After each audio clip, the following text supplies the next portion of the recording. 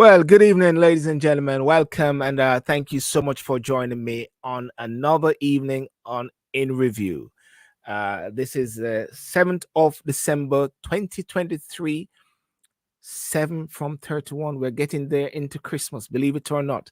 Um, you know, this is December, ladies and gentlemen. Well, I want to thank you so much for joining me tonight. Those on TikTok, which I'm sort of engaging a lot with TikTok, capitalize on TikTok. I want my TikTokers to actually engage and let me hear what you have to say. The topic tonight for the show, as well, I mean, you've seen what is happening around the world, and Venezuela and Guyana tensions, UK and Rwanda, because there's a big thing which is happening, and also we'll pay our condolences and our respect to Benjamin Zephaniah, who passed away today as well. Remember to like and subscribe. Remember to share as well. Share. Let people know about this. And before I go any further, let me just um bring in my guest as well. Vessel Fauna, how are you? Thank you so much. Thank you for helping me to moderate. Herbert, how are you doing, sir? I'm good, boss. I'm here You're enjoying the here. wind. You're here in the king's manor. The UK, That's what they say. you know, where they said the streets are paved with gold. Is that what they say in Yeah, the UK? Did you yeah. find any? Did you find any? No, but I'm hoping to find some sometime soon. All right, But my let's all right. Peace be with you, Benjamin. Yeah, let's ask Gary. Maybe he's got some gold. Gary, how are you doing, sir? Good afternoon to you. Hey, I'm well, man. How are you? I'm cool, man. I heard that the streets are paved with gold in Birmingham. Is that true? Well, I haven't seen any yet, so I can't fully answer your question. I'm still Is it looking. is that the reason why lots of Caribbean people still in the UK looking for the gold? Streets are Well, I don't. I gave up a long time, so I can't answer for the majority of West Indians or Jamaicans that's in Birmingham. I stopped okay. looking. Okay, fantastic. Well, ladies and gentlemen, I want to invite Mr. Matthew Charlie or CS Matthew. Charlery Smith is my last name, yeah, but a bit long And to fit. But Charlery hyphen Smith, oh, so because it was so long, you just give us the CS. or maybe I didn't want to find me. That's okay. Yeah, Well, ladies and gentlemen, Matthew is a singer, a poet, and he's gonna sing for us later, all being well. Did is I he? did I did I jump the gun? Did I jump the gun and say that? You said I was a poet. I'm You're a a poet or singer a singer? actor, and like I'm a singer. I'm a singer. I mean, I'm doing Barry White and Motown, so I can't really do poetry on that so much. I have to just sing it as it was written, and So so do you do, where is he? It's gone. Where Matthew? Did you jump out a while ago? Wait. So Matthew, you're there, Matthew. no, I Matthew? think you jumped me. You bumped me. Okay. Yes, So I'm here. Matthew, can I ask, have you got yes, can you hear me? Yes, I can hear you. He keep I'm dropping here, out. but no. But I'm here. I don't know what's happening. I'm not touching anything. Okay, good. I'm not touching anything. Do you have a black handkerchief Okay, when you're singing Barry White? a black hand curtain. Yeah, Barry White What's always that? have Barry White always have a black hanky when he's singing. Oh And no, I normally have like the Jamaican church face towel. Oh, brethren, the Lord has been so good to me. That kind of one. I have one of those because it's the Mediterranean. It's hot, so I normally have one of the thick face towels, not the thin. I haven't got time to show off really. I just dab my face and carry on singing. Okay, fantastic. Well, guys, listen. Yeah. I want to thank you so much for coming and thank you for people for coming on the show tonight. And I appreciate it if you like and subscribe and share. There's a lot which has been happening in the news today, but one of the first thing I want to go with before we go into where today is about the passing of Benjamin Zephaniah. As you can see there, he passed away actually the 7th today. Um, Do any of you know much about Zephaniah? Matthew, do you know Zephaniah? I think he was. I think he was the poet. He was, and a socio-political commentator in many ways, and he was revered and looked up to by many. I wasn't really a follower, and I don't know if I can. There's time to really get into why and all of that stuff, but I think it's important to recognize that he had a platform and a free speech to say what he felt was important to say about our community, about our experiences of colonialism for his generation, the generations before him, and its effects on society today. So there's a lot of controversy. Let's say a lot. There's controversy surrounding him, like any socio-political figure, but I want to acknowledge, and I think he was Jamaican. I'm not entirely sure. I'm not entirely sure, but I just want to recognize, that his contribution to the discourse around colonialism and its legacy. Yeah. Well, Benjamin Obadiah Iqbal Zephaniah was born and raised in Birmingham, England. He cannot remember a time when he was not creating poetry, but this had nothing to do with school, where poetry meant very little to him. In fact, he had finished full-time education at the age of 13. His poetry is strongly influenced by the music and poetry of Jamaica and what he calls street politics. His first real public performance was in church when he was a 10-year-old boy. By the time he was 15, he had developed a strong following in his hometown of Handsworth, Garry, where he had gained a reputation as a young poet who was capable of speaking on local and international issues. Garry, he's a local gentleman near to you. Yeah, well, I didn't know him. I knew his nephew. I worked with his nephew some years back. I was a manager for his nephew, but I never really met him. Yes. Because he, and Herbert, what's your take on Benjamin Zephaniah, the late Zephaniah? The bit that I've read about him, he's a man of his word in words and deeds. He refused the MBA, I think it was.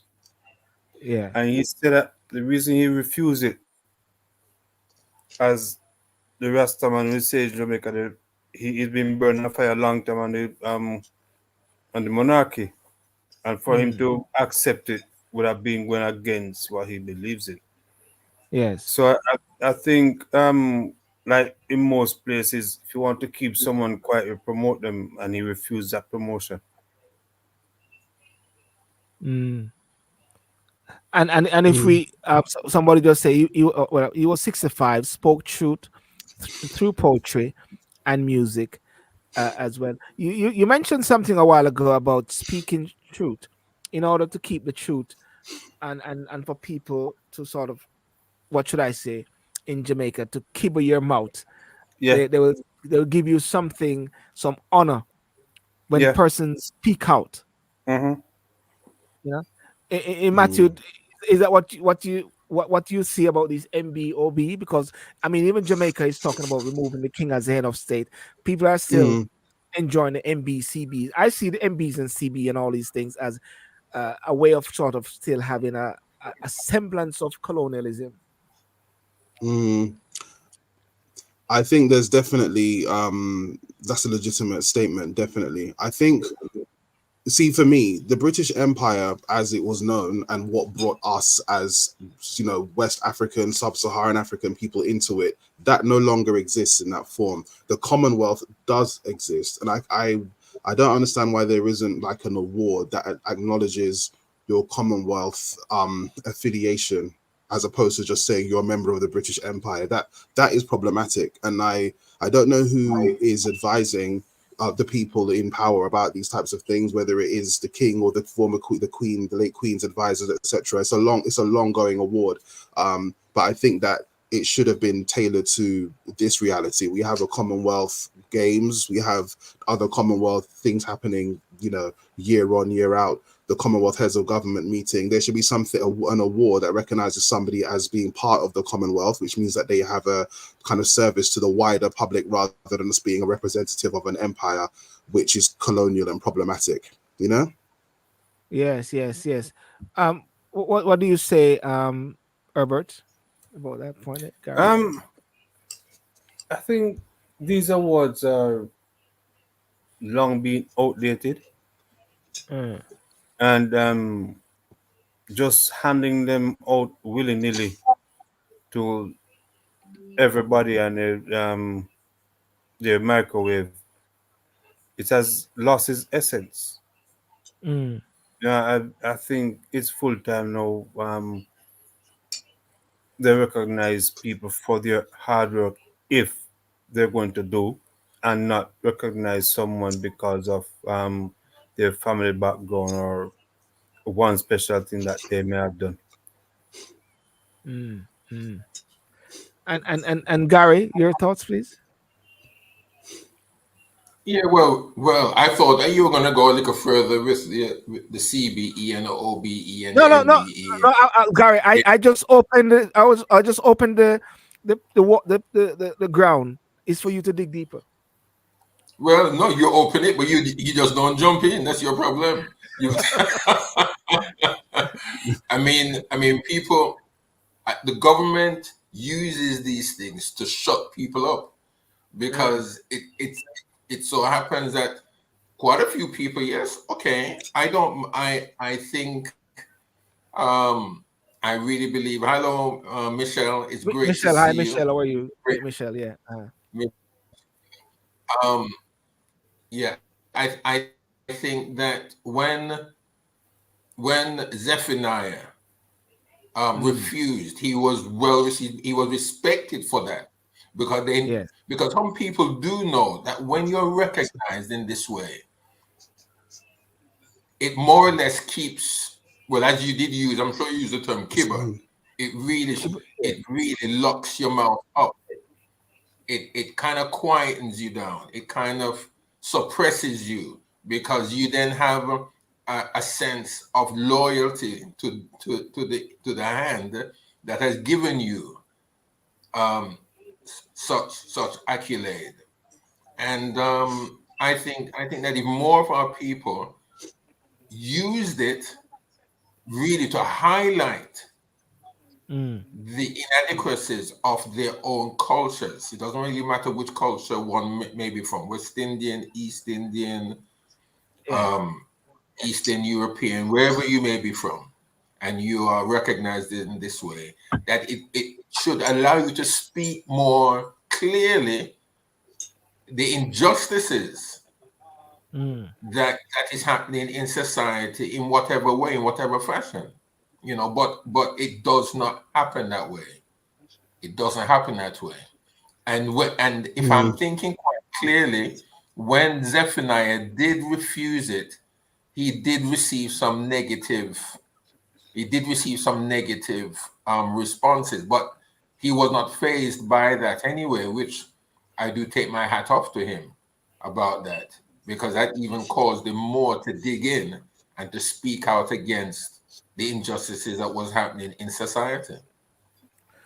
So could we say then, and I'll ask you guys, you're being told that you're going to get a CB, OBE, or so based on the work that you're doing.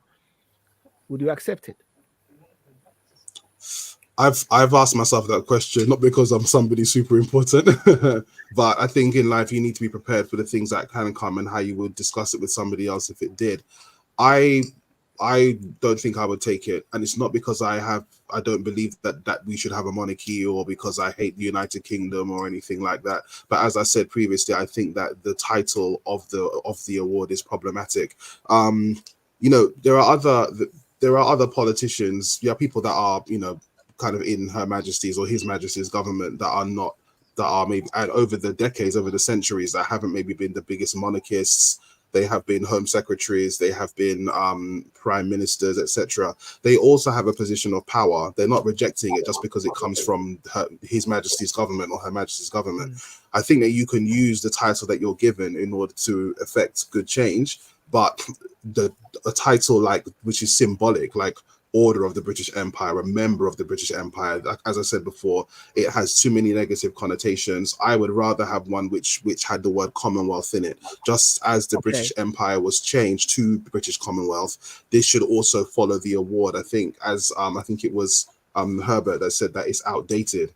It's an outdated terminology. And it just evokes too many problems. So leave that term behind and use Commonwealth. It is far more well received by the vast amount of ethnic groups that came under the British Empire.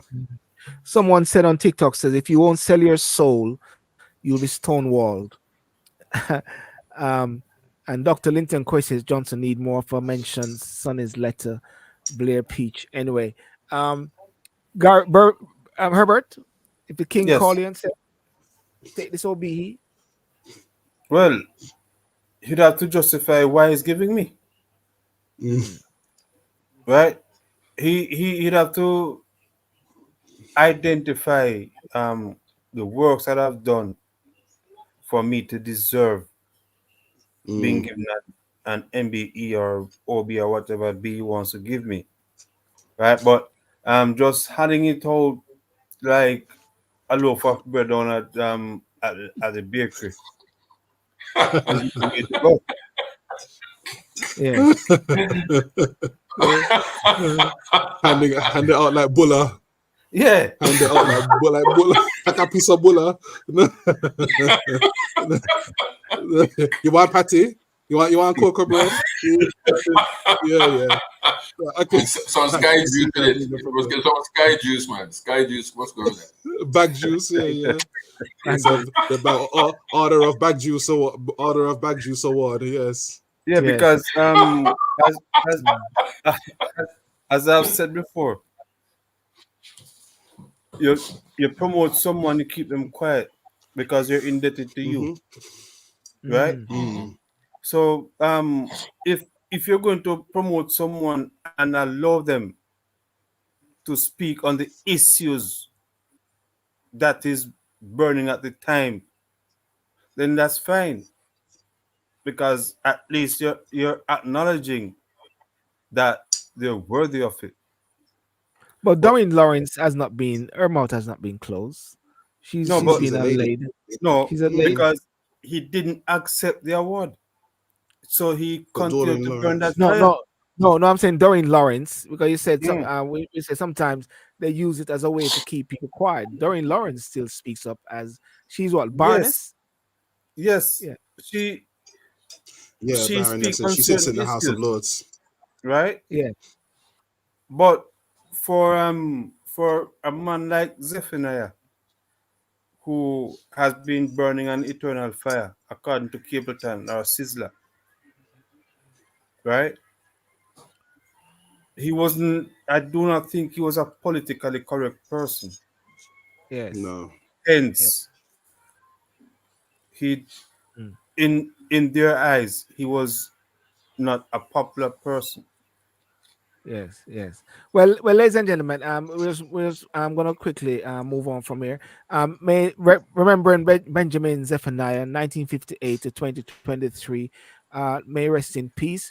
Benjamin Obadiah Iqbal Zephaniah was a British writer, dub poet, and actor. He was included in the Time list of Britain top 50 post-war writers in 2008. Zephaniah won the BBC Young Playwright Award and was awarded at least 16 honorary doctorates. Award at Ealing Hospital was named in his honor. But what they have not said here is that he refused to take the OBE. Can I say that? I'll just add to that bit there. Born 15th of April 1958, Handsworth, Birmingham, of Jamaican ancestry. Died 7th of December 2023. Education, Broadway Academy. Siblings, Velda Zephaniah. Spouse, Amina Zephaniah. And may he rest in peace, and that his legacy and the boldness of him continues. Yeah. Okay. Well, that's it for that. Boris Johnson was being scrutinized for the past 2 days. Have anybody seen your favorite prime minister, your previous prime minister, Garry? Have you been monitoring your favorite prime minister? Well, I mean, Answering, I'm surprised. answering why why there are 5,000 WhatsApp messages deleted, and they said it was when there was a system outage. I'm surprised. I'm surprised that you are now disowning your friend. You went up there so often that they gave you the key for 10 Downing Street, and nobody seemed to stop you from going up there. Well, So, the dinner, the free so dinner, the free dinner, Sylbourne. Huh? Did Boris Johnson have a Jamaican chef in 10 Downing Street? You're the Jamaican chef. There you are. The Jamaican chef there, man. Their bammy and breadfruit must have been top. Yeah, I'm telling you. But no, but the thing about it, what I found so unique this evening is that our friend and colleague there, Sylbourne, has dressed to the nines to announce the demise of his friend Boris Johnson, because he's got a shirt and a tie on with a 3-piece suit. So I'm just wondering what is so special about tonight. No. What he's trying to show is that he's trying to set an example for Boris to follow. That's what's happening. Yes, perhaps. Well, somebody just said Sylbourne for PM on TikTok. Yeah, why not? At least I've got one vote. I got one vote. Cool breeze. I got someone on TikTok for Sylbourne for PM, so it's happening. Well, at least you've got one more than Michael Gove. I mean, or when we touch on the Rwanda thing, Sula Brava man has made her speech in Parliament, saying, but on a serious note, though, I mean, the whole COVID inquiry, a lot of people are standing outside and they're saying, it's like they're waiting for him to leave so they can boo and so they can make it clear, and they're calling him murderer and all those sort of things. But do you think it is fair with COVID, which was a new thing? There was no experience, there was no sort of prototype, there were no sort of example for one to blame the prime minister in all of this. Yes, I understand about the party gates and all those sort of things. But what Boris Johnson said, he insists he did not pursue a let it rip strategy during the coronavirus pandemic. Yes, Garry. Listen, more than one individual, when they were interviewed, spoke about the attitude and even the things that were said of Boris. And yes. I understand that there are several times in history, with individuals, that things have happened for the first time. Yes. And so experience can be brought through certain circumstances. Yes. But from what and I haven't sat down and listened attentively to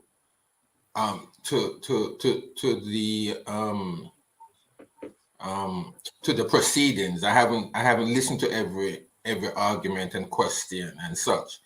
But what I've listened to, it's utterly disgraceful the way how it is said that Boris handled the situation. Everybody, look from the very first outset of what happened in China. Just think about that. And everybody saw the move of this virus towards Europe. And Boris did not make any move, any decision at all to kind of lock down the country so that it wouldn't get here, even if it got in. But he made no attempt. He absolutely made no attempt. And even when Cobra was being called, now listen, I know someone who had a friend, he had contacts with what was happening in government, right? I wasn't really allowed to say anything, and probably But anyway, it was kind of indicated to me Yes, sir. that everybody was waiting. Everybody was waiting for Boris to do something or to say something, and he refused. The Cobra meetings, he didn't attend until, was it the fifth one? Either the fourth or the fifth meeting when he should have been there to chair. He made no move. And then further on down in the pandemic, he then makes statements such as, oh, the older citizens, they've had a good innings and they must allow the younger people, the younger generation to come forward. He didn't say it in those words, but it was intimated in that way. That is sick, Sylbourne, when you have a particular individual that seems to be making a decision of who lives and who dies. That in and of itself is unforgivable. It is unforgivable. And I don't think any one of us, we've got parents in this country who were subject to that. But I tell you something, that if my parents were here and we had a leader like that, making decisions of saying, well, my mother or my father can die because they've had a good innings, how dare anybody makes a statement like that over individuals' lives? You don't do that. You don't do that. People trusted in you. And yet he then says to the country, everybody must stand outside and clap on a Wednesday or a Thursday night. All of that foolishness. It's foolishness now, because what we are hearing is obviously, despicable. It's just utterly. And then he's coming out to say that there was an outage in WhatsApp and he lost messages and such. And no, you don't make excuses and lie like that. You don't do that. So I don't take anything from him. I'm not really going to listen. I don't have time for that. Really. Not from Boris. Herbert, what's your take on the inquiry which is going on there? I think it's a waste of time. Straight. And the reason I say it is that he's saying things that we already know. Right? What it was then back in COVID was a waste of public funds. Okay? A waste of people's time and lives with no adult in the room. Because his health secretary was taking care of his brothers-in-law, his outside brother-in-law, right? While he gave us Thursday night to venture outside to clap for the NHS. He was venturing inside. Sorry. They took Fridays to party. Sorry. Yeah. Right? And I think had they had someone, an adult in the room, someone capable of making sound decisions based on legality and morality, we would not have been watching this disheveled man on our TV screens today. Yeah. In TikTok, someone said the inquiry is just a cover-up, shows nothing will happen until the whole truth is revealed. Let me go to Matthew. Matthew, don't you think it is important for inquiries because there's a possibility of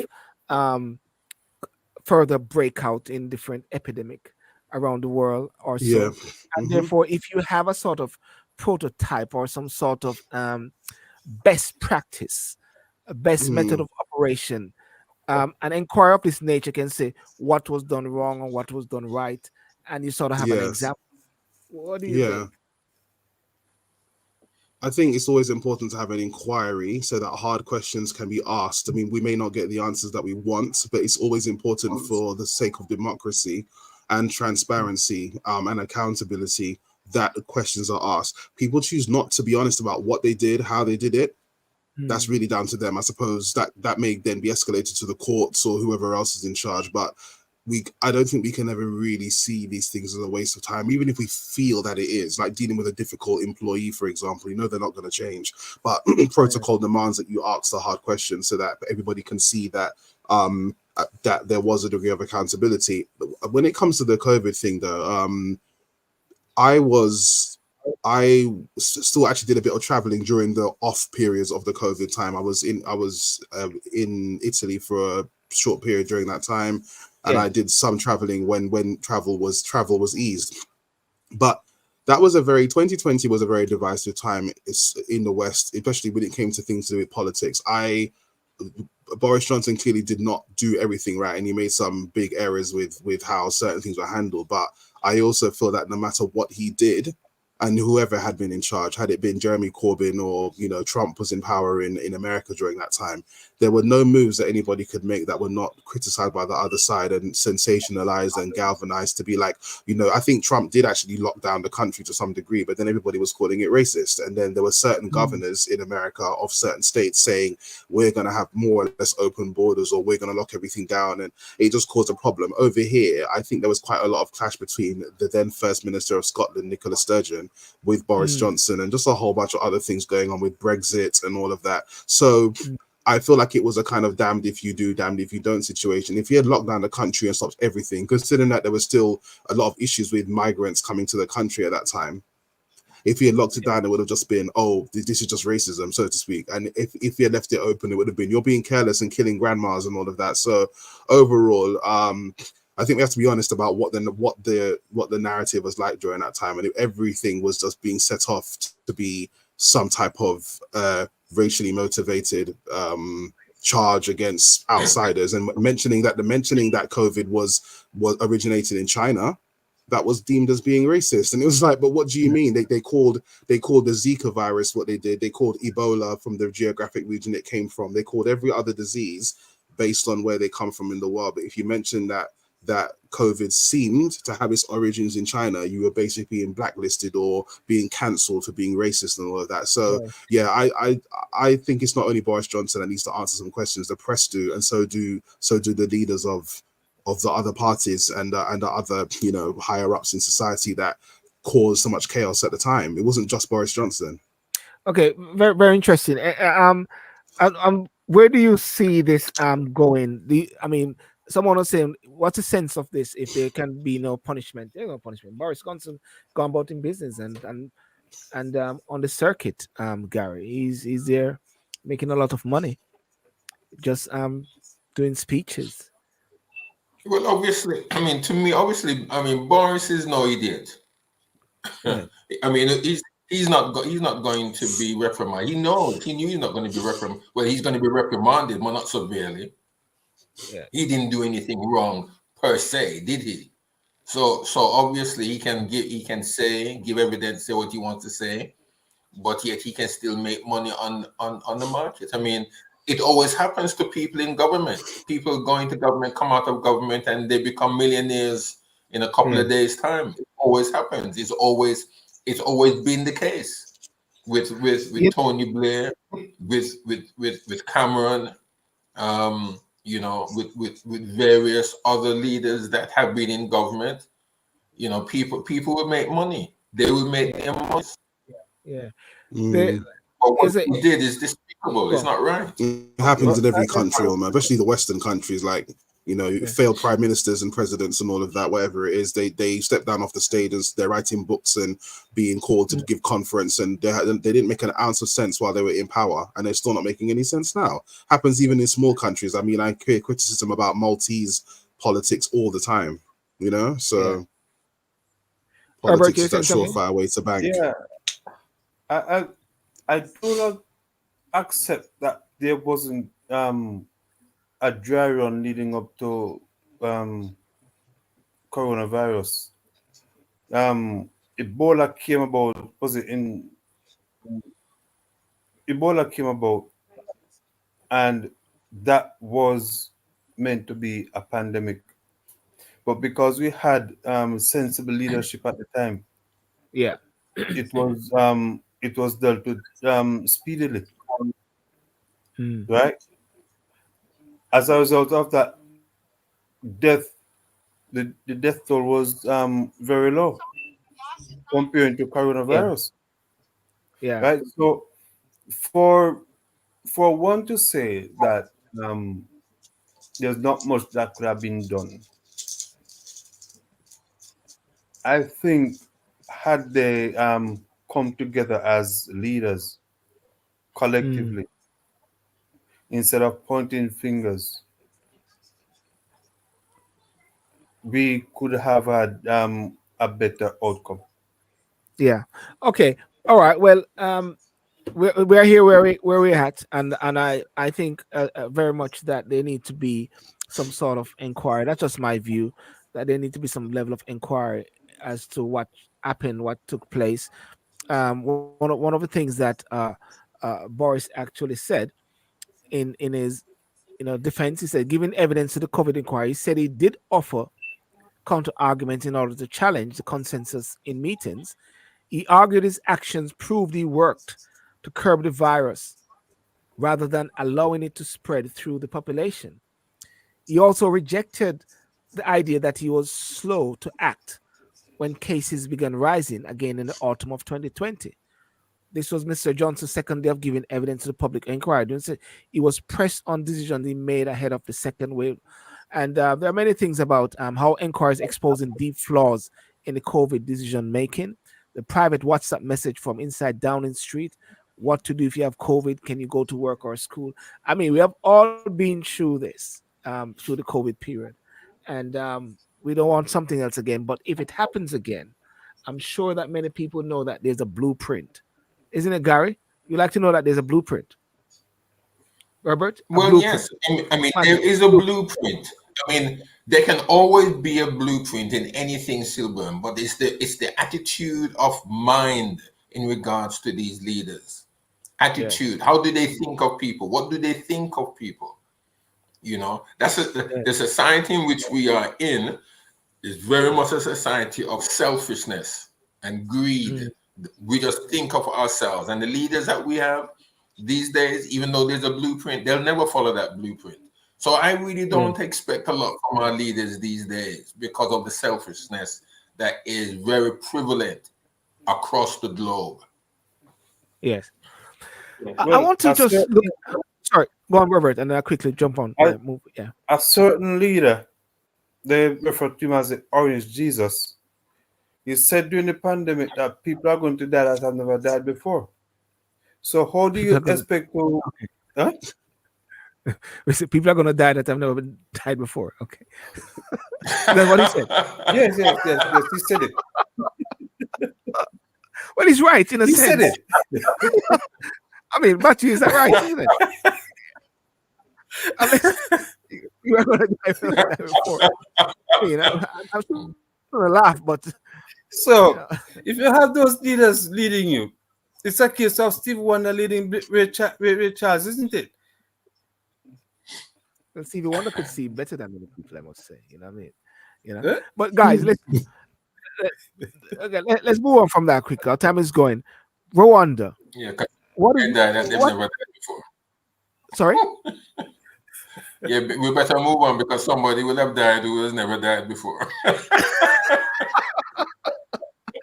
Rwanda seems to be back in the news again, whereby the government, James Cleverly went to Rwanda to re-sign and redefine this policy, which is out there, whereby they can move persons who come to the UK illegally, the boat people, and take them to Rwanda in a way to curb immigration. But we have heard again at the same time that immigration has gone up very high, not because of the boat people, but because of net immigration, because of legal immigration. So what they have done now is heighten the amount that persons can actually earn to bring their family into the UK. Um, what's I don't know. What's your take on what's happening? I mean, nobody's listen. I don't believe anybody have ever curbed immigration in the UK. Has anybody Nowhere in ever the curbed world. immigration? Huh? Nowhere in the world. Nowhere in the world. Yes, in a For way. every government It administration. was on them. Sorry, go on. Go on, Sorry. Herbert. For every government administration, immigration has been their Achilles heel, Yes. right? And if it was wrong when Swella Braverman said it, Yes. and the appeal court and the high court put it one side, it's not good for fit for purpose. It is the same thing with James Cleverly. It's not fit for purpose. Don't rehash it. Don't recycle it.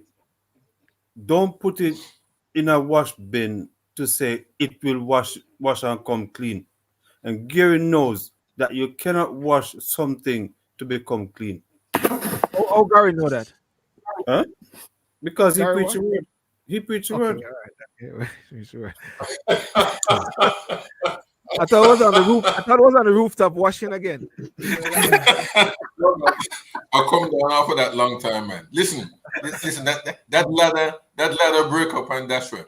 Listen, there was one thing, right, that Herbert just said about, well, no, was it you, Herbert, or Sylbourne that said that that every country has a problem, or in immigration, or has never had a problem? Herbert said everywhere, and Matthew was coming in. We're gonna go after who said there has been some solution somewhere else. But go on, Garry. Yeah. Well, the thing about it, there's one country I know that everybody's trying to run out of, and that is Jamaica. Nobody has ever tried to run to Jamaica. Everybody's Of course, trying the to leave Haitians Jamaica. have. The Haitians and the Cubans have. No, people are running to Jamaica, Garry. Spanish, Well, I mean, Asian. well, of recent years. Yes. Because down in the 80s, everybody was trying to run out of Jamaica. I mean, that was an island You mean that was exporting Jamaicans very, very regular. So regular that the US government had to ban and stop the issue of visas for people who wanted to go to the States. But in relation to the Rwanda thing, Sylbourne knows how I feel about that. Very much so. And you know, they should never be deported or sent to Rwanda. They didn't come to the United Kingdom to go to Rwanda. They were closer to Rwanda where they were in the beginning than to come to England to be sent to Rwanda. To me, Rwanda is not a safe place, and I wouldn't want to go there even on holiday, and that's me. So I think, my friend, that the amount of money that the UK is spending and sending to Rwanda, yes, should be spent here. The money should be spent in this country to help those who want to come here, not spent to be sent to Rwanda or other countries to make them feel comfortable there. Matthew, your take on this, sir, in regards to Rwanda, and also one of the questions I keep asking, and Matthew, I'll say this here, Garry, I heard me say it many times. What is wrong with Africa? What is wrong with Rwanda? I mean, Rwanda had to pass with the Hutus and the Tutsi and the period of time with the genocide. And when I say to people, well, every country, I mean, lots of countries, the USA, England, Germany, have all these atrocities, but in a way, things have changed. I want to see if Rwanda has changed anyway, or Rwanda is the same, or as to why there's a negative view of Rwanda, or is it just because it is Africa? I don't know really if it's just because it's Africa. Yeah, I don't know if it's just because it's Africa. Look, Rwanda is a country that many people don't really know much about at all.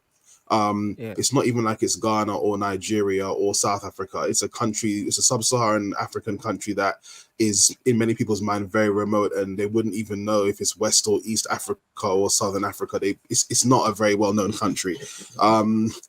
Surprisingly, Namibia is the country that probably has some of the strongest, has like maybe the strongest economy in sub-Saharan Africa at the moment. The Namibian economy has been doing very well, but I don't see how sending people to Rwanda is really is really a solution. As Garry was saying, they don't really come from there.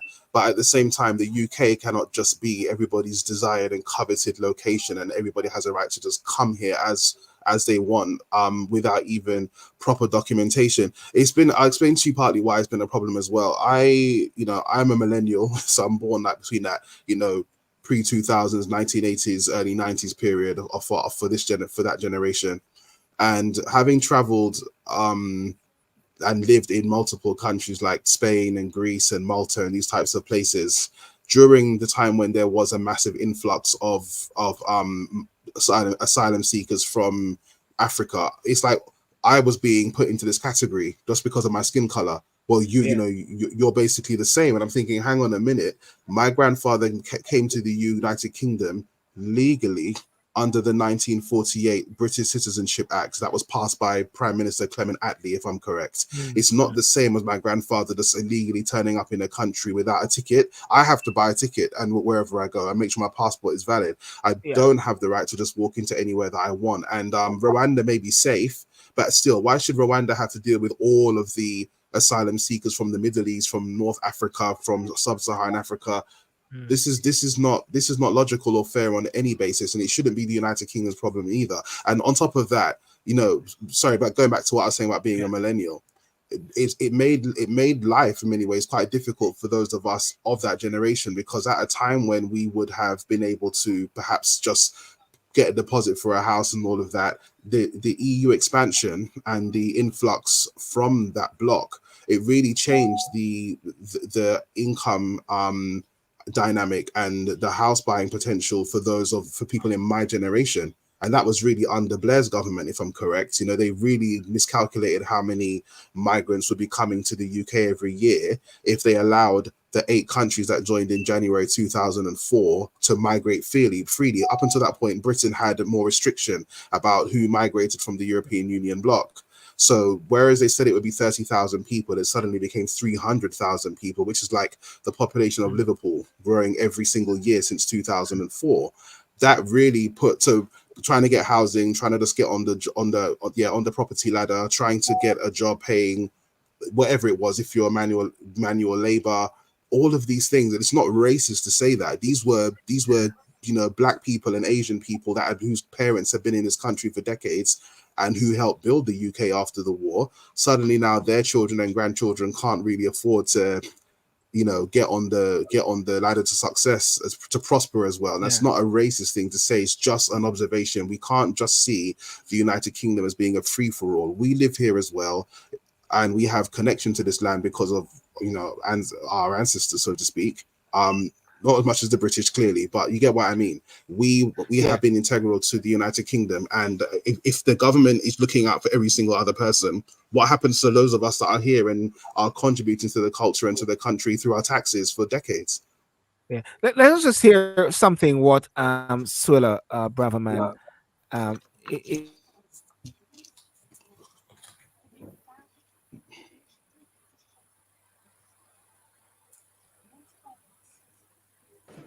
All of this, Madam Deputy Speaker, comes down to a simple question. Who governs Britain? Where does ultimate authority for the UK lie? Is it with the British people and their elected representatives? Or is it in the vague, shifting, and unaccountable concept of international law? On Monday, Madam Deputy Speaker, the Prime Minister announced measures that start to better reflect public frustration on legal migration. He can now follow that up with a bill that reflects public fury on illegal migration and actually stop the boats. All of this, Madam Deputy Speaker, comes down to a simple question. Who governs Britain? Where does ultimate authority for the UK lie? Is it with the British people? Okay, it's on the loop, yeah. All right. You may not like her, but is she lying? This is the point. I think we have to get our emotions out of the whole situation. As Jamaicans, I've lived in Jamaica as well. I went to school there as a child. We are lucky that we're an island, but if we weren't, if Jamaica bordered Haiti and Cuba, that's like how Haiti borders Dominican Republic, we might have a few problems on our hands because Cuba's over 15 million people and Haiti's over 8 million and Jamaica is less than 3. We would not tolerate just anybody coming into Jamaica unending. We wouldn't tolerate it. We wouldn't. We can't say that it's Britain's Britain should be totally okay with this. I want to stop you there, Matthew, because there's a big hoo-ha going on in Jamaica at present about some Haitians who went to Jamaica and the government shipped them out without go through the process. You know, Garry, they ship them out. They say go back, send them straight back to Haiti. You know, and Suella Braverman, I'm not sort of supporting any side. I'm just opening up the whole discussion here. She said, "Who governs the UK?" And but at the same time, they found out that the high level of immigration in the country is not by the boat people. It is by Sylbourne. Yeah, Garry. Yeah. Sylbourne, listen. The question that on a point that you have made earlier at the very start of this show here, you said this show is for 1 hour, and you're just starting this argument here 5 minutes before it finished. You don't want this thing to finish. I need to talk about Venezuela. I don't know what we're gonna do. Yeah, we haven't got there yet. It won't finish in the next 5 minutes. Not even on this topic. Now the problem here, Sylbourne, Herbert, and Matthew. The problem here is that Suella,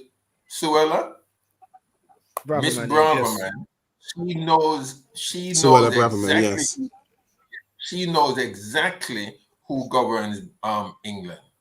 That question is a rhetorical question. She knows who, and they are tongue in cheek. They are little men. They are men in grey suits who govern Great Britain. Yes. I mean, we as citizens, okay, we are given the opportunity to vote. We are given the opportunity to decide and to do this. We go through the system. The system is there, and we do it. We go through it. We could never, ever say that we are not partakers in a system that has been set up, right? Yeah. But does it really work? Is it really in our favor? Do we vote the people that we say we vote in? Obviously, there are the leaders of our country and of countries around the world. Yes, they go in on the basis of the citizens, voting for them on the policies they have stated that they will do. When some of these people get into power, they do not do what the people want. They do what they want to do. So Suella Braverman may very well a very good speech. She may very well ask very pertinent questions that needs to be answered.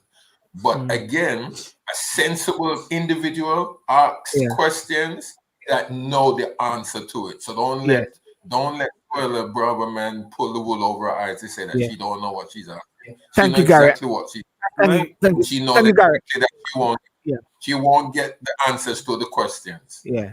Herbert, I want to wrap up on this one, Herbert. Go ahead. My question is, my thing is, it's illegal to transfer someone from point A to point B, right?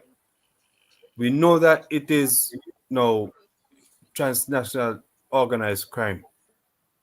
They are going after the wrong people. They're going after the victims. Yes?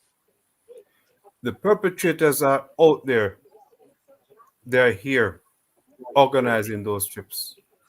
Remember the trailer that was found in Essex with the 38 Vietnamese migrants? Right? Are they hoping to find the perpetrators in England? Where are their intelligence services to go out to find the criminals that are collecting thousands of pounds for these people to come here?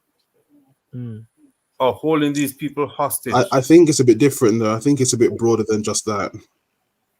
I think it's a bit broader than just that. There are people obviously being trafficked. There are people being trafficked who are victims and being kidnapped. That's that like the Sound of Freedom movie that touched on that.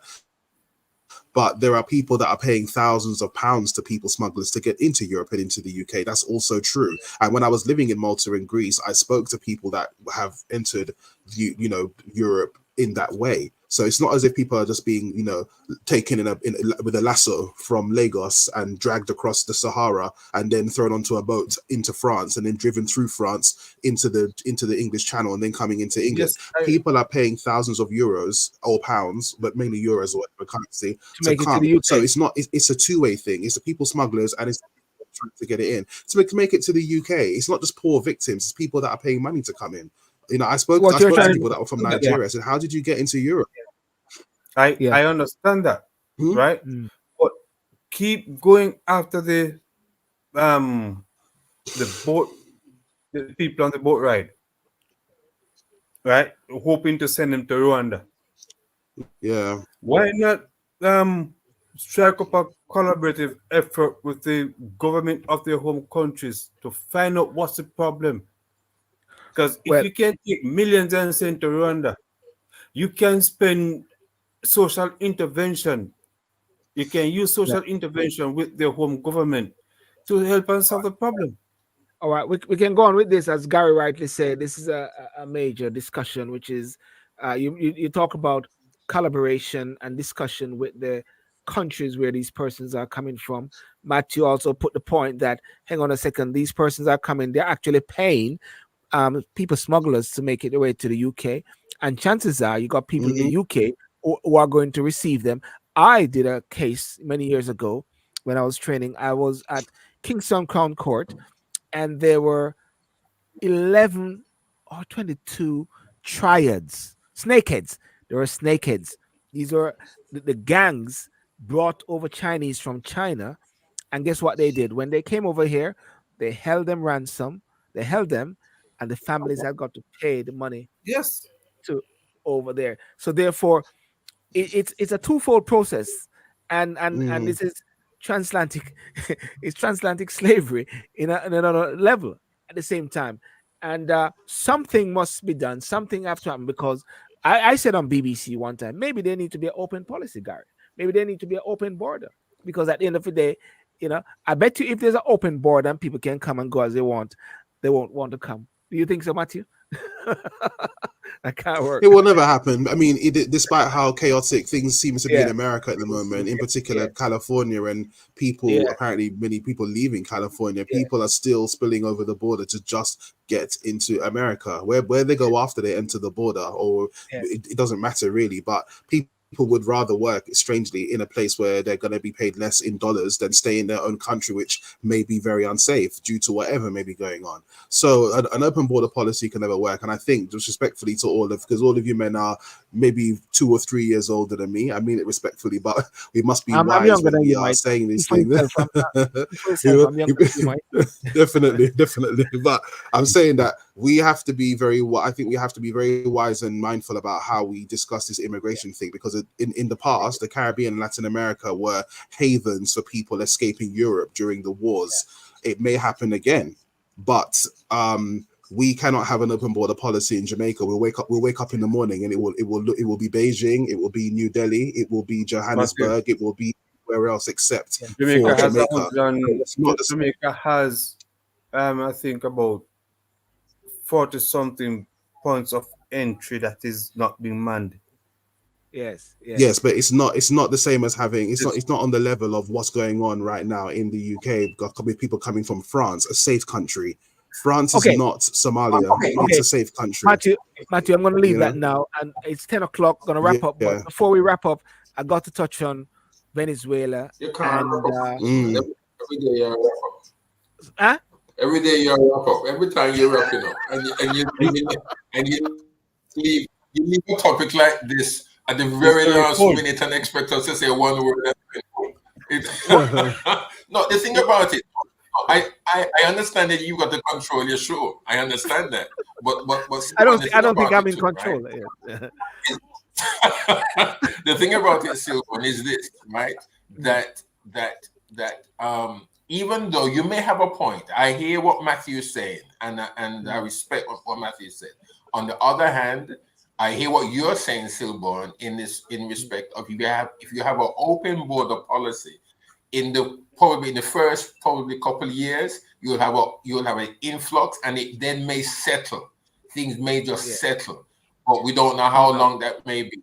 The reason a city without walls. A city without walls. One second, Matthew. The reason, the reason why England, if you notice, the UK came out of Brexit, to me, is because of border issues. They want to control their borders.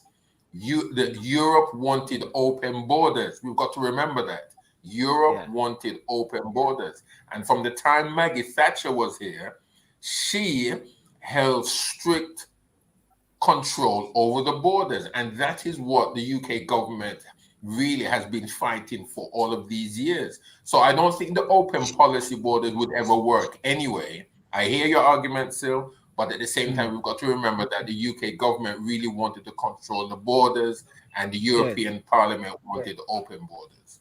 Yeah, you could afford a house back then. Yes. Okay, guys.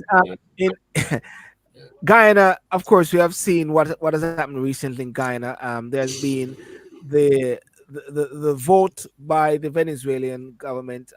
They're passed, or they're successful in getting this referendum. In that this plot of land in Guyana is for Venezuela.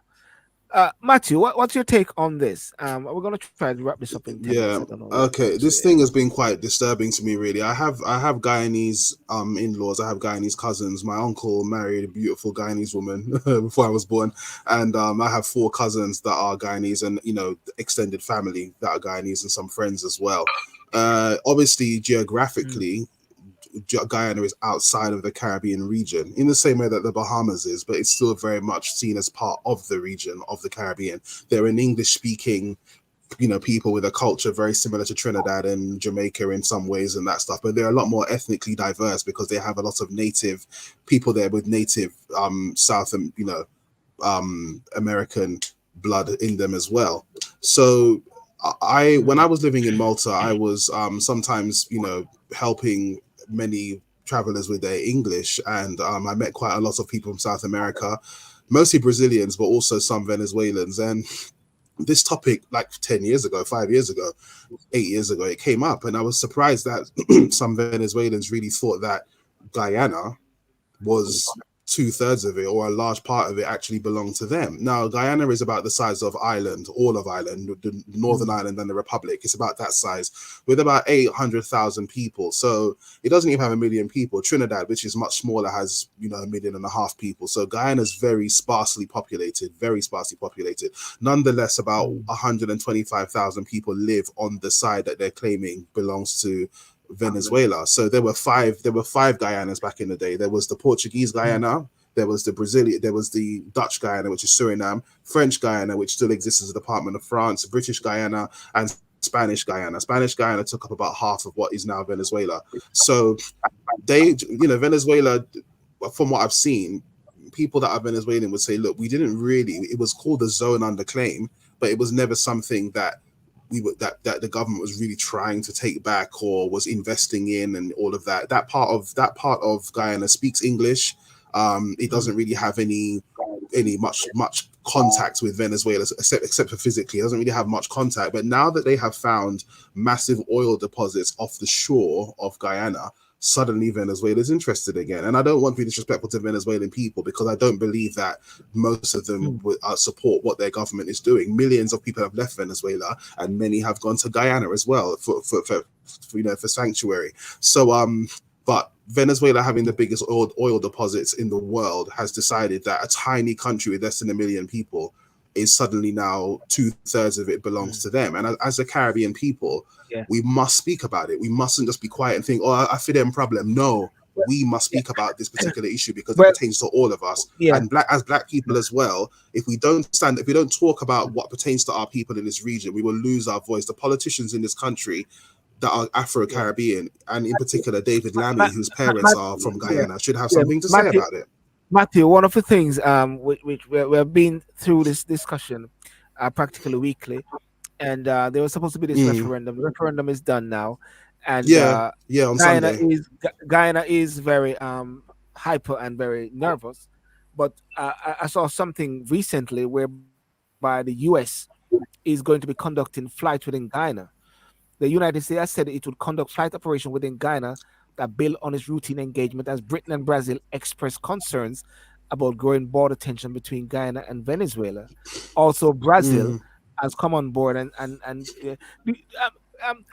Herbert, do you think Maduro have any sense? Does he know what he's doing? Last week they said he never had the political will. No. He does not share a common bond with common sense. Yeah. Right? I think he you don't want to call him an idiot. Pardon? You don't want to call him an idiot. I like how you politicized it, you know? not an idiot, but an imbecile. Yes. Right? He believes in walking on people and pushing them out with his shoulders, just like what Putin is doing with Ukraine. I think he has taken a page out of Putin's book, right? To go and have the belief that he can bully a smaller nation, right? The referendum was held, or the so-called referendum was held on Sunday, and the turnout was very low. Extremely low. But he chose to say yes, the referendum was successful. 95%, he said. Yeah, the people are fed up of Maduro. Okay? And for him to say yes, he's going to take part of the Caribbean state to make it his. He's mistaken. But is he? I mean, you know, Venezuela is still, despite the chaos there, it's still a much more powerful country than Guyana is. In all reality, however this plays out, we will have to learn a lesson as a people that we must train our people to be able to defend themselves. Yeah, I know that there's a lot of discussion about guns and all of this, but you know, I think, if I'm correct, I think the reason why Belize did not get independence around the same time as Jamaica and Guyana is because the British government was concerned, and so were the people of Belize, that but Belize was called British Honduras back then. But there was concern that the Hondurans who have made claim about Belize would move in and take over the land. So the British government, I think, trained the soldiers and the military of Belize to make sure that they could defend their borders. So Honduras, from what I understand, hasn't really tried it again. But with respect to Guyana, I'm not from the country, I've not been there, but you must ask yourself, what have we been doing? What have they been doing as a country, as a people, for the last 10, 20, 30 years to make sure that they are able to defend themselves from any such incursions? Because Venezuela is not challenging Brazil. If you look at the border, the way that they're trying to cut it out, it's very strange, the border shape that they've decided. They're leaving Brazil totally alone, but Guyana they're going after. They wouldn't do that if Guyana was able to defend itself better. NATO has a policy whereby you touch one, you touch all, and I'm surprised that CARICOM is not making a strong voice. I mean, they're saying things, but not a strong force there to sort of withstand and to let Venezuela know that, hey, we got a power force, we got a power base there. Recently, they're talking about even Jamaican troops going to Haiti to sort of quell some of the internal issues that they're having there. Don't you think, Garry, that CARICOM, America, Brazil, and all these places need to come with a coordinated voice to say to Maduro, stand down. We're here. We're going to defend Guyana. Because... Well, yes. But because Maduro, hold on. Maduro is a as Herbert would have, well, I think he stopped short of saying he's an idiot. I mean, Maduro is a bus driver.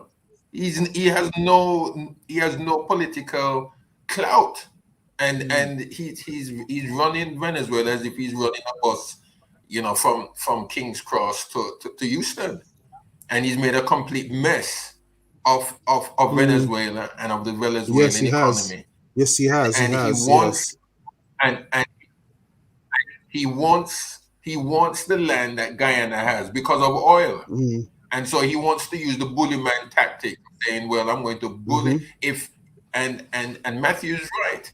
If Brazil had the oil on his borders, he would never behave like that to Brazil. Never. True, But it's he all wouldn't. because Guyana doesn't have anything. Guyana doesn't have anything.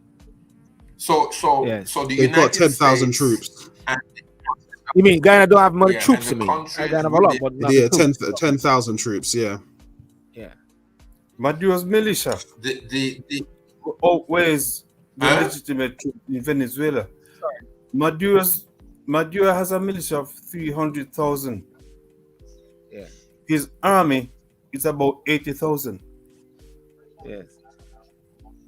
And for Guyana, what you're saying, Guyana only have About these few men? 10,000 troops, I think. About 10,000 troops.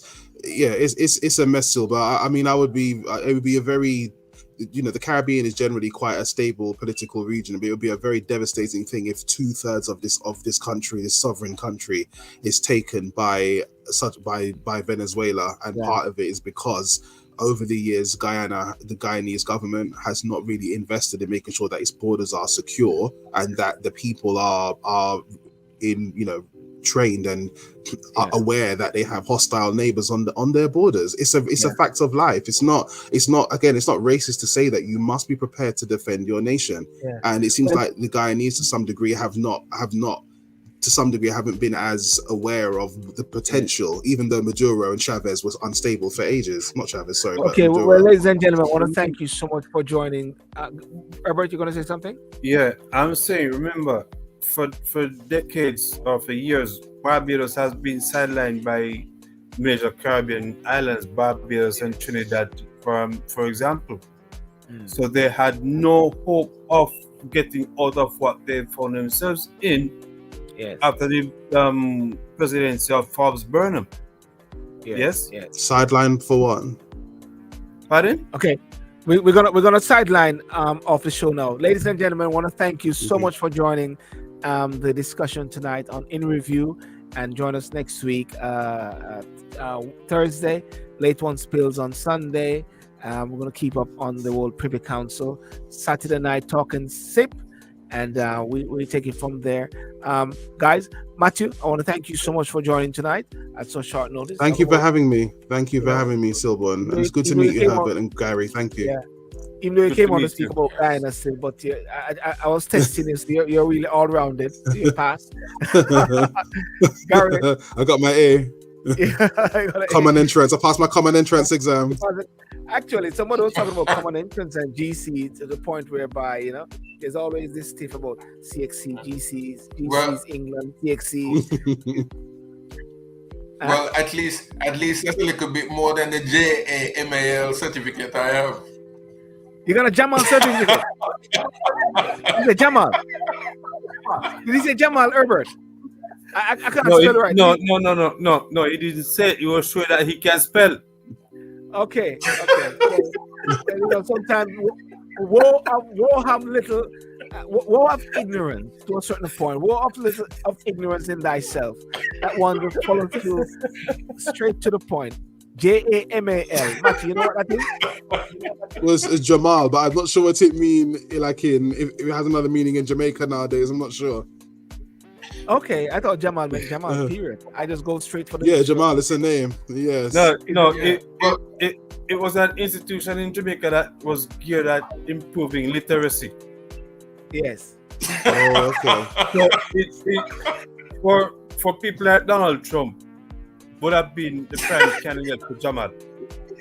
That's alternative facts. It'd be funny hearing him talk. It'd be hearing Trump talk with a Jamaican accent. That would go down very well. Hold on. That's fake. Fake news. Alternative facts. In Trump Tower, you can get some corned beef from Grace. You can use Grace tomato ketchup and get some Lasco. I don't think that would go down very well. Let Trump stay with his American accent. All right. All right. Well, Jacqueline laughing at us here online. Well, guys, listen. Thank you so much, ladies and gentlemen. Thank you on Instagram. Thank you on TikTok as well. Thank you on Facebook, and thank Thank you you for having me. Remember to like and subscribe, and we'll see you Yes. around next time. Peace out. God bless you. Bye bye.